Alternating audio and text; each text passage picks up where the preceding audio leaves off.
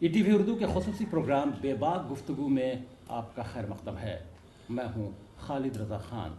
आज बेबाक गुफ्तगू होगी मुल्क की जोग्राफिया यानी हिंदुस्तान की जोग्राफिया में 29वीं रियासत की हैसियत हासिल कर चुके तेलंगाना स्टेट के डिप्टी सीएम महमूद अली साहब के साथ। महमूद अली साहब, आपका हमारे ख़ास प्रोग्राम बेबाक गुफ्तगू में खैर मकदम है। Thank you sir. पहले आपसे जानना चाहेंगे कि बहुत सारे मसाइल हैं जो मुसलमानों से जुड़े हुए तेलंगाना स्टेट में हैं, लेकिन जो सबसे बड़ा मसला है कि तेलंगाना स्टेट बने हुए 2 साल हो गए और वक्फ़ का मामला सबसे ज़्यादा उठता है। मरकज़ ने वक्फ़ बोर्ड की इजाज़त भी दे दी और वक्फ़ को तकसीम भी कर दिया तेलंगाना और आंध्रा के दरमियान, लेकिन क्या वजह हुई कि 2 साल बाद भी वक्फ़ बोर्ड की तश्कील तेलंगाना में नहीं हो पाई, जबकि सीएम के चंद्रशेखर राव ने इंतखाबी तशहीर के दौरान वादा किया था कि वो वक्फ़ के मामले को आगे बढ़ाएंगे, उसका तहफ़्फ़ुज़ करेंगे। खालिद रज़ा साहब, सबसे पहले मैं आपके नाजरीन को मेरा आदाब अर्ज़ करना चाहता हूँ। यकीनन आप ये बताएं कि हमारी स्टेट बहुत ही न्यूली स्टेट है और 2 साल हमारी स्टेट मुकम्मल करके तीसरे साल में जा रही है। हम काफ़ी वक्फ बोर्ड के लिए बहुत अच्छी हमारे पास एक प्लान बनाया जा रहा है और वक्फ बोर्ड बहुत जल्द तश्कील भी दिया जाएगा। बहुत से चीज़ हम जब हमारी हुकूमत बनने के बाद काफ़ी दिन तक हमारे पास काफ़ी IAS ऑफिसरों की कमी रही। उसके बाद नई स्टेट में बहुत से मसाइल थे, वो मसाइल हम हल करते चले गए और वक्फ बोर्ड के लिए हमारे सीएम साहब ने पूरे जिस तक 14 साल में कई बार वक्फ बोर्ड के ज़मीनात पर धरना दिया। और हमारे सीएम साहब हम जितनी अच्छी तरह से जानते हैं कि वक्फ बोर्ड के साथ क्या नाइंसाफ़ी हुई और वक्फ बोर्ड को किस तरह बचाया जाए, बहुत सोच समझ कर उसे वक्फ बोर्ड को जो है अच्छे बोर्ड तश्कील देंगे। बोर्ड में चूँकि हमारी TRS पार्टी जो है एक हम जो तहरीक चलाई है वो सिर्फ तेलंगाना के लिए और तेलंगाना के जितने लोग रहते हैं उनके मसाइल हल करने के लिए। तो ये बहुत आप जो बताएं बहुत अहम मसला है वक्फ बोर्ड का। बहुत जल्द हम बोर्ड तश्कील देंगे क्योंकि काफ़ी दिन से हम IAS ऑफिसरों से बोर्ड चला रहे हैं, जिसकी वजह से कुछ अवामी मसाइल पर कुछ यकीनन बाज़ जगह दिक्कत हो रही है, बाज़ जगह हमें रिज़ल्ट भी बहुत अच्छा आ रहा है। और बहुत जल्द हम कल ही सीएम साहब परसों ईद के दिन ये बताएं कि बहुत जल्द अब इस रमज़ान के महीने के बाद तमाम वक्फ बोर्ड ही नहीं तमाम के तमाम जितने हमारे डिपार्टमेंट्स ख़ास तौर से माइनॉरिटीज़ के और अदर माइनॉरिटी के अलावा भी, क्योंकि हम बहुत से चेयरमैन ये वो देने में काफ़ी हमें टाइम लगा, इस वजह कि हमारी नई हुकूमत को हम पहले सुधारना चाहते थे। काफ़ी हमारी स्टेट देखिए आप बहुत अच्छी तरीके से काम कर रही है। शायद हिंदुस्तान में आज तक जितने स्टेट अलहदा हुए अगर उसमें आप सर्वे करेंगे तो सबसे पहले नंबर 1 तेलंगाना स्टेट आपको मिलेगी, जो इतने कम अरसे में हर चीज़ पर हम कंट्रोल किए। कम वक्त में आपने कंट्रोल करने की कोशिश ज़रूर की, लेकिन जो अहम मसले हैं जो रियासत के मुसलमान भी चाहते हैं वो वक्फ़ का मसला तो है। आप चूँकि आपके पास कलमदान रेवेन्यू का भी है, इसलिए ज़्यादा उम्मीदें आपसे वाबस्ता हैं। और तो उस सिलसिले में आपके क्या इक़दाम हैं? क्या आप ये बता सकते हैं कि वक्फ़ की इमलाक का रकबा कितना है, कितने गैर कानूनी कब्ज़े हैं? ये सब चीज़ें भी हम अपने नाज़रीन को बताएं। यकीनन ये बात बहुत अहम है वक्फ बोर्ड की, जिससे मुसलमानों को काफ़ी मदद हो सकती है, उनकी माशी हालत सुधर सकती है, उनका एजुकेशन की तरफ वो फॉरवर्ड हो सकते हैं। क्योंकि वफ़ करने वाले जो वफ़ करते हैं उसकी जो आमदनी है सिर्फ उसी कम्युनिटी पर खर्च किया जाता है जिस कम्युनिटी से वफ़ की गई। हिंदू एंडोमेंट में हिंदू ब्रदर्स हमारे वफ़ करते हैं। आज मुसलमान जितने हमारे साबिका सरमायादार लोग खुशहाल लोग अपनी जायदादें वफ़ की हैं, वो वक्फ बोर्ड हुआ ही है कि वफ़ के साथ बहुत नाइंसाफ़ी हुई। ये 57 साल का दौर जो गुजरा था, इस दौर में लोग जो है कभी वक्फ बोर्ड की जायदादों की जिस तरह हिफाजत करना है कभी नहीं की गई। इस मरतबा वक्फ बोर्ड को जुडिशियल पावर दिया जाएगा और वक्फ बोर्ड को अच्छी तरीके से हम बोर्ड तय। आप वक्फ की ज़मीनों पर काफ़ी सर्वे करें, आप जो बताएं यकीनन ये बात, मैं रेवेन्यू मिनिस्टर हूँ और वक्फ का ताल्लुक रेवेन्यू से बहुत ज़्यादा अटैच है। जब तक हम वक्फ की जायदादों का रिकॉर्ड रेवेन्यू में नहीं लाएंगे उसकी हिफाजत बहुत मुश्किल होगी। तो इसके लिए हमारे पास काफ़ी वक्फ बोर्ड के सर्वे को हम बिल्कुल ऑनलाइन करना चाहते हैं, जिस तरह हमारी जायदादों को रेवेन्यू की जितने ज़मीनें सरकारी ज़मीनें थी उन तमाम की तमाम ज़मीनत को ऑनलाइन किया गया और दूसरी ज़मीनों को भी जो आम लोग भी रखते हैं अपने ज़मीनात। टोटल आज तेलंगाना के अंदर जो ज़मीन के मालिकान हैं वो बड़े खुश हैं कि सीएम साहब आने के बाद से बहुत से लिटिगेशन को सॉल्व कर रहे हैं। बहुत से लोगों को अभी देखिए सीएम साहब ने सादा बैनामे पर तकरीबन हमारे पास 11 लाख एप्लीकेशन है, जो लोग अपने एक की ज़मीन है दूसरी कास्ट कर रहे हैं। वो अंदरूनी अपनी तरफ से कहा उन्हें फ्री उनके नाम पे म्यूटेशन करने का सीएम साहब ने ऐलान किया। उसी तरह वफ़ को भी हम बहुत बचाना चाहते हैं। वफ़ के बारे में कुछ दिन पहले भी मैं हमारे जितने अहदेदार थे वक्फ बोर्ड के सीईओ साहब और उमर जलील साहब से काफ़ी तफसीली बातचीत किया। बहुत जल्द वक्फ बोर्ड करते हैं। वफ़ की ज़मीन देखिए आप, हमारे तेलंगाना में तकरीबन 77,000 एकड़ ज़मीन है और आप देखेंगे ताजुब होगा कि वक्फ बोर्ड के एम्प्लॉइज़ की तनख्वाह भी हम गवर्नमेंट की तरफ से देते हैं। वक्फ बोर्ड पे तकरीबन 95% से ज़्यादा लोगों का इंक्रोचमेंट है। कुछ मुतवल्ली हजरात है, कुछ नाजायज़ तरीके से जो वक्फ की ज़मीन खुली मिली उसकी हिफाजत नहीं की गई। हम एक बात याद आ गई कि आपके वक्फ बोर्ड के स्पेशल अफसर जब ऐसे मुतवल्लियों पर शिकंजा कसते हैं जो नाजायज़ कब्जा किए हुए वक्फ की ज़मीनों पर, तो उनका तबादला कर दिया जाता है। ऐसा हुआ है माजी में। हाँ, ये बात तो मैं नाम भी बता, मैं जानता हूँ ये सही है। देखिए आप एक आपकी हुकूमत क्या ऐसे मुतवल्लियों की पुष्टपनाही कर रही है? सवाल तो उठता है। नहीं, ऐसी बात तो नहीं। हमारे सीएम साहब तो करप्शन और ऐसे लोगों को तो जो लोग अगर नाजायज़ तरीके से वक्फ की जायदाद खाते हैं उन पर सख्त से सख्त शिकंजा कसना चाहिए, उन्हें सख्त से सख्त सज़ा देना चाहिए। मगर बाज़ औक़ात आप जो बताएं, पहले भी एक वाक़या हुआ और बाद में भी एक वाक़या हुआ। इस वजह इंशाअल्लाह ताला हम आगे इसको बहुत अच्छी तरीके से हम वक्फ बोर्ड को तश्कील देंगे और वक्फ बोर्ड पर शिकंजा कसने के लिए देखिए कुछ ऐसे कानून पार्लियामेंट के पास हुए जिस वजह से हमारा शिकंजा उतना अच्छी तरीके से कसा नहीं जा रहा है। जैसा हम जीएचएमपी कर सकते हैं, जैसा असेंबली में कर सकते हैं, काउंसिल में कर सकते हैं, मगर वक्फ बोर्ड के अंदर कुछ बोर्ड का जो कानून है उसकी वजह से बाज़ वक़्त हमें काम करने में तकलीफ हो रही। मगर हम बहुत सीरियस है, आपसे एक बात बताना चाहते हैं, ये हमारे मुस्लिम भाइयों की एक असेट जायदाद है, उसे बचाना हमारा फ़र्ज़ है और इसके लिए हम बहुत तेज़ी से हमारे सीएम साहब भी चूँकि बहुत से मसाइल हल करते करते हम एक के बाद एक के हल करते रहे। अब वक्फ बोर्ड को ज़रूर इस मरतबा हम रेवेन्यू में भी जो है हम छोटे डिस्ट्रिक्ट बनाना चाह रहे हैं, क्योंकि एडमिनिस्ट्रेशन बहुत पहले का बहुत ख़राब था। तो उसे सुधारने के लिए, क्योंकि लोग हम जो है आज म्यूटेशन का एक मसला रहता था तो हम रजिस्ट्रेशन से वो म्यूटेशन कर रहे हैं और रजिस्ट्रेशन ऑफिस पर हम बहुत स्ट्रिक्टली वक्फ बोर्ड की लिस्ट भिजा चुके हैं कि वक्फ की ज़मीन की कहीं रजिस्ट्री होना चाहिए। जहाँ भी कुछ मालूम होता है तो बहुत सख्त इकदाम लिया जाता है, इमीडिएट वक्फ की ज़मीन वापस ली जाती है और इंकरेजमेंट करने वाले को सख्त से सज़ा देने की कोशिश की जाती है। और ज़रूर हम वक्फ बोर्ड को बहुत जल्द हम तश्कील देते हुए उसे बहुत खुद मुख्तार महकमा ज़रूर बनाएंगे। जी, बात मुसलमानों की हो रही है तो रिजर्वेशन की भी बात डेफिनेटली। जी हाँ, आपकी हुकूमत ने स्टेट बनने से पहले ही वादा किया था, जी केशव चंद्रशेखर राव ने, आप लोगों ने, कि मुसलमानों को स्टेट बनने के बाद। देखिए आपका टीवी तो बहुत मतलब लोगों के सवाल मेरा ये है कि उस रिजर्वेशन के लिए आपकी हुकूमत ने एक रिटायर्ड आईएएस अफसर की सरबराही में, जी सुधीर, उनकी सरबराही में एक कमीशन बनाया, इंक्वायरी कमीशन। उसकी कानूनी हैसियत कुछ है नहीं, तो क्या ये माना जाए कि क्या आप कोई बीसी कमीशन बना लेते जिससे कुछ बात आगे बढ़ती? तो ये मामला है क्या टाल मटोल वाला मामला है? ये बात आप जो बताए बहुत अहम बात है। यकीनन हम लोग इस पर बहुत सीरियस है। हमसे किसी शख्स ने एक ये बात नहीं कहा था कि मुसलमानों को रिजर्वेशन चाहिए। 2001 में हमारे आनेबल सीएम साहब, जो अब सीएम साहब है, जो पार्टी के सदर थे, जब तेलंगाना मूवमेंट शुरू किया तो तमाम कास्ट के हर काम के बारे में बहुत अच्छी सर्वे करवाए। तो यकीन मानिए सबसे ज़्यादा बैकवर्ड बात यहाँ पर मैं बोलिए कहूँ कि उत्तर प्रदेश में समाजवादी पार्टी की हुकूमत ने गुज़श्ता इलेक्शन में आने से पहले, यानी इलेक्शन से पहले 18% रिजर्वेशन का मुसलमानों को वादा किया था। पूरा वक्फा गुजर गया, कुछ नहीं हुआ वहाँ भी। क्या उसी तरह से यहाँ भी तो मुसलमानों को नाउमीद नहीं होना पड़ेगा? ऐसी बात नहीं है, मुसलमानों को पूरी उम्मीद रखना चाहिए। सुधीर कमेटी साहब से मेरी कल भी बात हुई थी, बहुत जल्द वो रिपोर्ट तैयार करें और ज़रूरत पड़ने पर हम उसे असम्बली में पेश करेंगे और बीसी कमीशन बाज़ाब्ता डाल के उस पर हमारे सीएम साहब बहुत डीप स्टडी कर रहे हैं।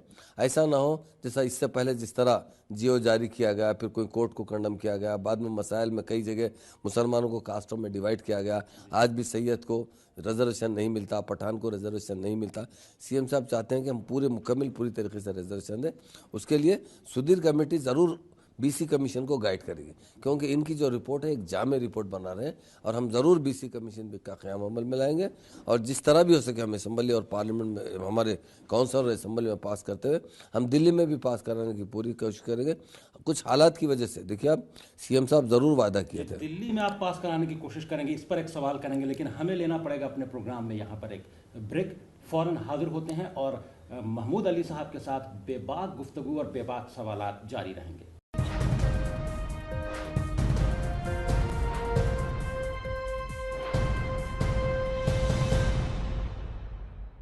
ईटीवी उर्दू के खुसूसी प्रोग्राम बेबाक गुफ्तगू में आपका फिर खैर मकदम है। आज हमारे साथ बेबाक गुफ्तगू में मौजूद हैं तेलंगाना स्टेट के डिप्टी सीएम मोहम्मद महमूद अली साहब ब्रेक पर जी पहले आप बोल रहे थे कि रिजर्वेशन के लिए हम लोग दिल्ली तक जाएंगे, और यकीनन असेंबली में आपने बात भी की है आप लोगों ने कि असेंबली से पास करवा कर उसको मरकज़ के पास भेजेंगे। क्या उम्मीद है या क्या गारंटी है कि मरकज़ में बीजेपी की हुकूमत है वो मुसलमानों को रिजर्वेशन के लिए पेशकदमी करेगी? आप किस यकीन के साथ? देखिए साहब, हमारे हौसले बुलंद हैं, हमारा काम है कोशिश करते रहना, और ज़रूर अल्लाह ताला हमें ज़रूर कामयाबी अता करेगा। क्योंकि हम तेलंगाना के लिए भी जब हम तहरीक शुरू किए, कोई भी एक शख्स भी ये नहीं कहता था मुझसे हो या हमारे सीएम साहब कि आपका तेलंगाना आपको मिलेगा। मगर हमारी मुसलसिल 14 साल जद्दोजहद रही, और इसके लिए हम ज़रूर बहुत सीरियस, हम आपके टीवी के ज़रिए तमाम तेलंगाना के मुस्लिम भाइयों को हम बताना चाहते हैं, हमारे सीएम साहब बहुत सीरियस है देने के लिए, हालात का कुछ जायज़ा ले रहे हैं। जब उन्हें भी देखिए आप, दुनिया में हर जैसा माहौल रहता है, कभी सास के कभी बहू के, तो उसी तरह जब भी सेंट्रल को हमारी ज़रूरत पड़ेगी तो उस वक्त हम सबसे पहला मुद्दा यही कहेंगे कि आप ये बिल हमारा पास कीजिए, हम एक दिन में इसे असेंबली और काउंसिल में पास करेंगे और कुछ ना कुछ ज़रूर रास्ता निकालेंगे, ऐसी बात नहीं है। इसलिए रिजर्वेशन की देरी की वजह भी यही है, आप जो बात बताएं, क्या बीजेपी पास करेगी? बीजेपी बहुत बड़ी मेजॉरिटी से जीती। इससे पहले जितनी हुकूमतें बनी हैं, आप तो बहुत अच्छी तरीके से, बहुत बड़े जर्नलिस्ट हैं, बहुत तकरीबन कई पार्टियां मिलकर हुकूमत बनाते थे, और हमारा भी इलेक्शन से पहले हमारे सीएम साहब ने ऐलान किया था कि तेलंगाना बनने के बाद या हम हुकूमत में आने के बाद बहुत जल्द रिजर्वेशन देंगे। इसी वजह से कहा था कि हमारे पास जो एमपी है 12 एमपी, उनकी अगर सपोर्ट पड़ेगी तो हम यही मुद्दा रखेंगे कि हमारा बिल पास कीजिए, हम आपको सपोर्ट करेंगे। मगर इत्तेफाक से पहली मरतबा कई बरसों के, कई इलेक्शनों के बाद एक बीजेपी पार्टी बहुत बड़ी मेजॉरिटी के साथ जीती है, जिसको किसी की मदद की ज़रूरत नहीं, तो उस वजह से भी सियासत में ये कहा जाता है, और जो बात आप कहें कि असेंबली से करारदाद मंजूर करेंगे, तो आप यही कहेंगे तब कि हमने तो असेंबली से करारदाद मंजूर कर दी थी, मरकज़ के पास भेजा, मरकज़ ने मुस्कुराया। साहब ये जो तेलंगाना 2019 के इलेक्शन में आप लोग जाएंगे तो यही बात कहेंगे मुसलमानों आप हम एक बात तो अपनी ईमानदारी से नहीं, आप एक बात हम आपको बताना चाहते हैं, हम ये आवाम को वोट बैंक की तरह इस्तेमाल नहीं करते, हम अपनी औलाद की तरह, अपने भाई की तरह प्यार करते हैं।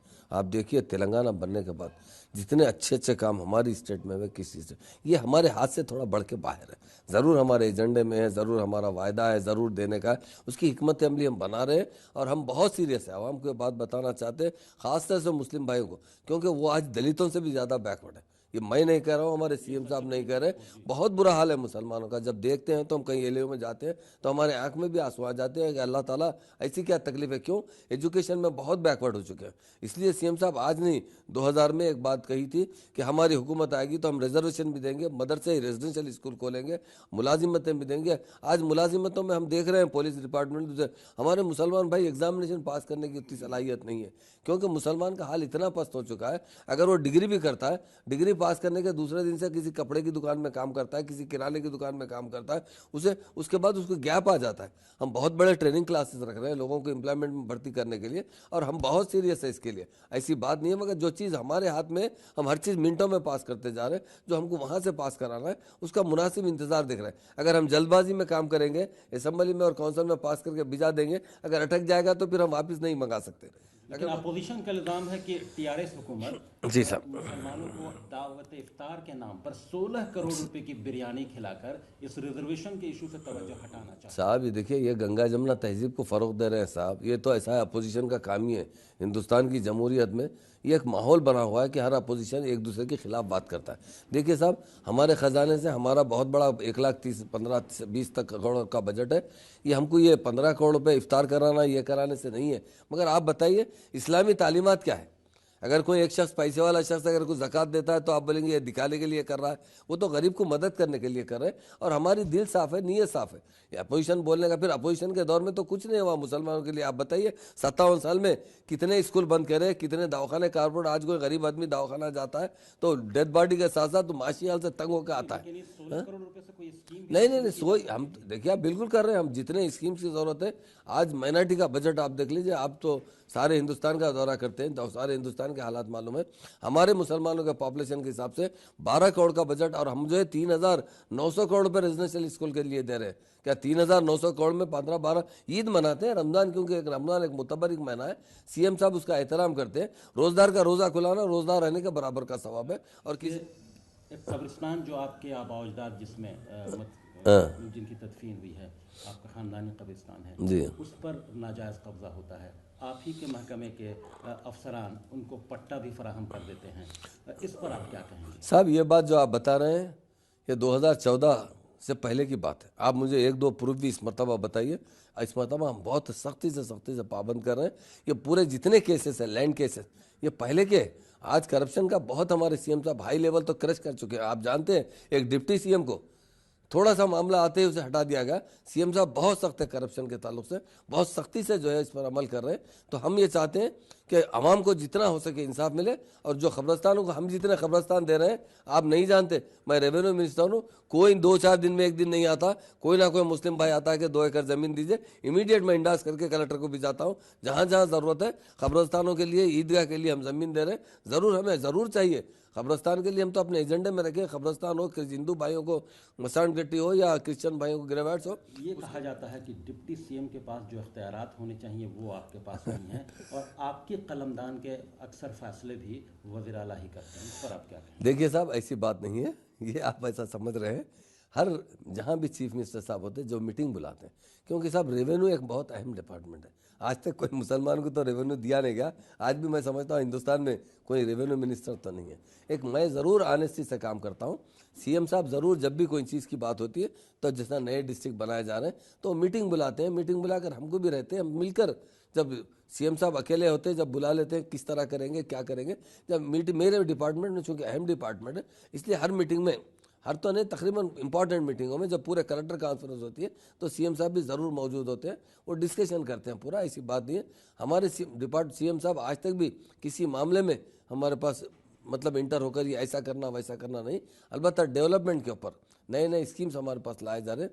देखिए आप, रेवेन्यू डिपार्टमेंट हमारा जितना काम किया है कोई डिपार्टमेंट उतना काम नहीं किया, और किसी स्टेट में भी इतना। हमारी तेलंगाना बनने के बाद मैं आपको बताता हूँ, एक दिन में पूरे तेलंगाना का सर्वे कराया गया, और हम सर्वे में खाली सर्वे नहीं कराया गया, आदमी को क्या तकालीफ है कौन करे, रेवेन्यू डिपार्टमेंट, आदमी के घर में कौन बीमार है, हार्ट के पेशेंट कितने हैं, किडनी के पेशेंट कितने हैं, उम्र रसीदा लोग कितने हैं, उनकी तकलीफ क्या है। तो हमें सबसे पहले सर्वे में ये रिपोर्ट आई थी कि हमारे पास के बड़े बुजुर्ग लोग बहुत परेशान हैं, बच्चों को रोजगार नहीं है कोई किस्म का। तो सीएम साहब ने आसरा स्कीम लाया उनके। आसरा स्कीम में हमारे पास जो है, देखिए आप, आज 34 लाख लोगों को आसरा स्कीम में वजीफा देते हैं, 1000 रुपये, हैंडीकैप लोगों को 1500 रुपये, बेवा खवातीन को 1000 रुपये। उसके बाद देखा गया, खासतौर से आपको एक बात बता रहा हूँ, चूँकि आप उर्दू में इंटरव्यू भी ले रहे हैं और मुस्लिम के बारे में पूछ रहे हैं, हमारे सर्वे में सबसे बड़ी बात यह है कि मुसलमानों में माशी तंगी बहुत है, खाने के लिए बहुत परेशान। पहले फैमिली प्लान थी, मियाँ बीवी और 3 बच्चों से बढ़कर राशन नहीं देती थी पहले की साबिका हुकूमत। सीएम साहब ने उसे हटाकर 6 किलो के हिसाब से, अगर आपके घर में 10 आदमी है तो 60 किलो राशन, 15 आदमी है तो 90 किलो राशन हम दे रहे हैं 1 रुपये के हिसाब से। उसके बाद सर्वे में पता चला कि हमारी बहुत सी बच्चियाँ बैठी हुई है शादी नहीं होने को, खासतौर से ओल्ड सिटी की बात करता हूँ। ओल्ड सिटी में 40 साल की उम्र क्रॉस होने पर भी 40,000 से ज़्यादा बच्चियाँ बैठी। सीएम साहब ने फ़ौरन एक शादी मुबारक स्कीम लाई, और हम 2 साल के अंदर मैं समझता हूँ हम 43,000 से ज़्यादा बच्चियों की शादी करवाएं, और हम कोई जाते नहीं, उनके अकाउंट में पैसे भी जाते। तो बहुत से चीज़ों पे हम काम करते जा रहे हैं, बात चीज़ें भी हमारे पास आप जिस तरह करें बाकी है, उसे भी हम हल करते रहेंगे। मगर हमारी हुकूमत ये आवाम की हुकूमत है, और हम अपने आप को कभी लीडर नहीं समझते, अपने आप को डिप्टी से, हम अपने आप को खादिम समझते हैं लोगों का, और एज ए जिस तरह एक गवर्नमेंट एम्प्लॉय काम करता है तनख्वाह लेकर, उसी तरह हम काम करते हैं। गुफ्तगू का सिलसिला जारी रहेगा, और भी बहुत सारे बेबाक सवाल हैं डिप्टी सीएम महमूद अली साहब के साथ। हम फ़ौरन हाजिर होते हैं, हमारे प्रोग्राम में वक्त हो गया है एक और ब्रेक का।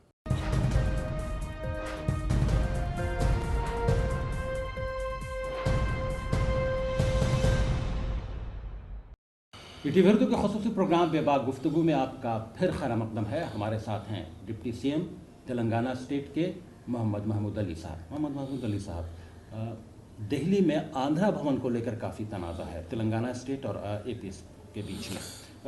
तेलंगाना स्टेट का कहना, आपके वज़ीर आला का कहना है कि वो निज़ाम की मिल्कियत थी, इसलिए इनका क्लेम बनता है।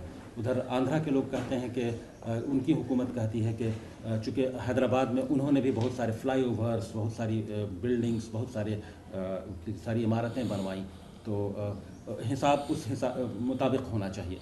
अब आपका क्या मौक़िफ़ है? दादा भाई, एक बात मैं आपसे पूछना चाहता हूँ, ये हमारा जो बजट आता था हम पे इस्तेमाल किया जाता था रेवेन्यू जो तेलंगाना का है, जो जेंटलमैन एग्रीमेंट हुआ था 1956 में, तेलंगाना का रेवेन्यू तेलंगाना में खर्चना चाहिए, आंध्रा का रेवेन्यू आंध्रा में खर्चना चाहिए, तेलंगाना के एम्प्लॉयमेंट तेलंगाना के लोगों को देना चाहिए, आंध्रा के एम्प्लॉयमेंट जो भी निकलते हैं वहाँ के लोगों को देना चाहिए। और 5 साल तेलंगाना का चीफ मिनिस्टर सीएम रहेगा, 5 साल आंध्रा का। अब बताइए 57 साल में हम 6 साल 8 महीने काम किए, 6 साल 8 महीने 57 साल में पूरा हमारा बजट का 60% पैसा लिया गया तो आंध्रा में इस्तेमाल किया गया, पूरा वहीं डेवलपमेंट लाया गया। ये बिल्डिंग बनाना तो बिजनेस जहाँ चलता है वहाँ कोई ना कोई बिल्डिंग बनाता है, किराया आता है। ये तो कैपिटल सिटी आज का है क्या? ये आंध्रा भवन यकीनन वो हमारा होना चाहिए। अब जो आंध्रा भवन के साथ हैदराबाद भवन भी हमारा होना चाहिए। वो हमारी मिल्कियत, निज़ाम सरकार की मिल्कियत है। आज जहाँ भी निज़ाम की मिल्कियत हमारी स्टेट का इन्वेस्टमेंट है तो हमें मिलना चाहिए। अगर हमारे आंध्रा के भी हमारे भाई है, आज हम उनका रिस्पेक्ट करते हैं। हमारी देखिए 2 बात मैं बताना चाहता हूँ, हम कोई नई स्टेट का डिमांड नहीं करे थे। हमारी जो निज़ाम स्टेट थी 48 तक चलती रही, सारी दुनिया में डेमोक्रेसी आई।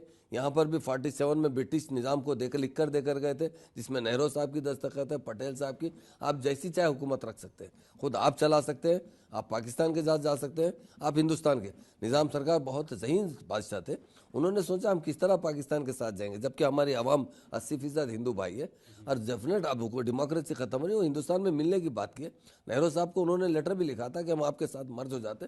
जब क्या है, आवाम में कुछ लोग आवाज़ उठाए कि हमारी हुकूमत रहना चाहिए, जो भी हुआ 48 में। तो वो पुलिस सेक्शन होने के बाद ये हमारी जो स्टेट है, आपको एक बताता हूँ साहब, वर्ल्ड में रिचेस्ट थी। आज भी आपको मैं बताऊंगा, एक 10 साल के बाद देखिए हमारे रिसोर्सेज जो है, हमारा 2.5 लाख 3 लाख करोड़ तक का बजट चले जाएगा इंशाल्लाह। वो पैसा पूरा हमारा उधर इस्तेमाल करे, हमारे साथ इंसाफ कब करे वो लोग। हम फिर भी बजट और बढ़ सकता है, क्योंकि आपने दौलत की बात की, रकम की बात की, तो निज़ाम बरतानिया के एक बैंक में $30 मिलियन जो है वो निज़ाम हुकूमत की अभी मौजूद है, और उसको लेकर हिंदुस्तान पाकिस्तान के दरमियान कुछ मुकदमा भी चला। तेलंगाना हुकूमत उस रकम को लेकर, उस भारी रकम को लेकर क्या इकदाम कर रहे हैं? नहीं, डेफिनेट हम जब फैसला आया वहाँ से तो हम भी उसकी विरोध की है। और हो सकता है हमारी दिल्ली से कैसी नुमाइंदगी रही, डेफिनेट वो असेट्स हमारे तेलंगाना का है। अगर वो मिलता है तो गरीब लोगों के लिए बहुत से नए नए इंडस्ट्रीज आ सकते हैं, बहुत डेवलपमेंट आ सकता है। और निज़ाम की बहुत दौलत थी, हर किस्म से दौलत थी, बहुत उसका मिसयूज़ किया गया, कई जगह मिसयूज़ किया गया। मगर अब बहुत से पुराने वाक़यात में अगर सेंट्रल गवर्नमेंट हमें हुकुम इजाज़त देती तो हमारी स्टेट की तरफ से हम ज़रूर फिर एक बार अपील करते हुए नुमाइंदगी करेंगे। हम चाहते हैं वो रकम हमारे तेलंगाना को मिले, और यहाँ पर हम काफ़ी लोगों से उस सिलसिले में हमारे सीएम साहब भी कुछ एडवाइस और बातचीत कर रहे हैं। बात अब हैदराबाद शहर की करते हैं। वो शहर हैदराबाद जिसे कुली कुतुब शाह ने बसाया था, इस शहर में बहुत सारे सियासी समाजी जो शख्सियात हैं उनके मुजस्समे नज़र आते हैं, उनकी यादगार में कुछ चीज़ें नज़र आती हैं।